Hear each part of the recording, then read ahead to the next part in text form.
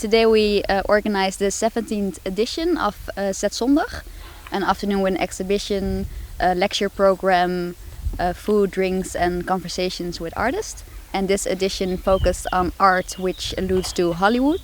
We've invited artists that allude to Hollywood, so they work with the language or the grammar of Hollywood or the cinema.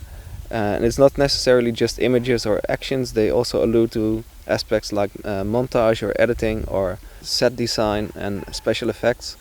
Those are all taken from the language of Hollywood, and they are used to address other topics. I mainly do installation works, sometimes in combination with video or live performance.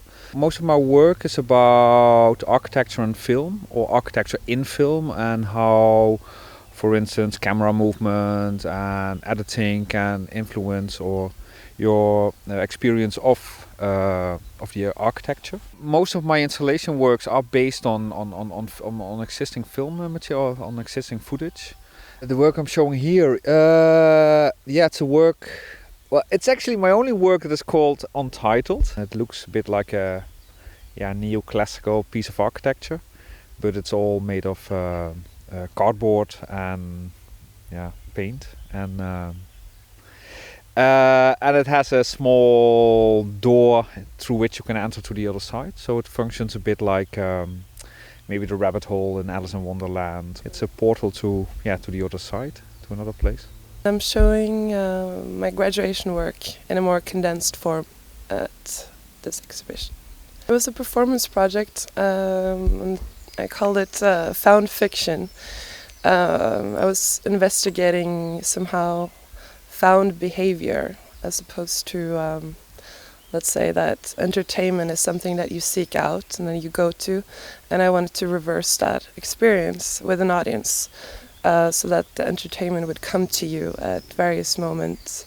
And I worked with amateur actors, and we were staging together scenes from Hollywood movies, which we adapted to the architecture of the Ritual building.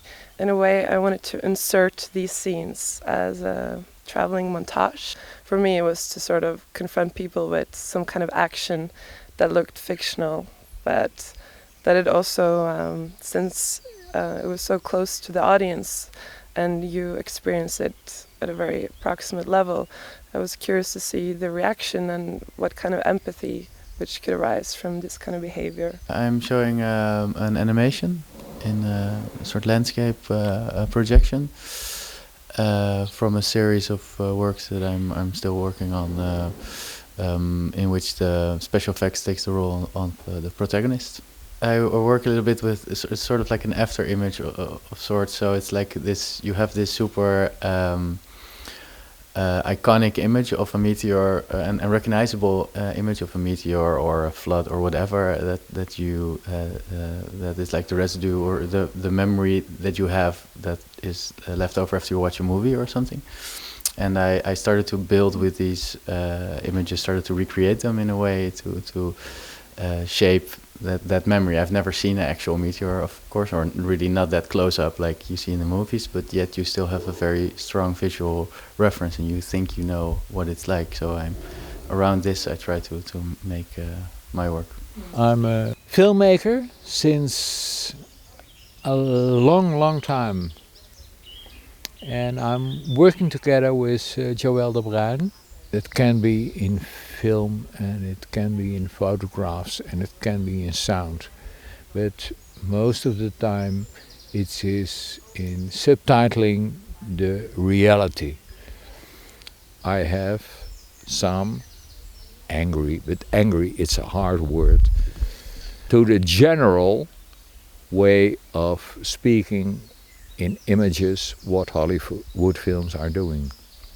Artists in history have done a lot of things to change that, and I'm attracted to all those people who've tried to change all those laws, from Buñuel, Dali, till Warhol, till all kind of experimental filmmakers, to people who think, well, it's as well as an individual experience, and it hasn't to be that general and not that cliché, what film normally is.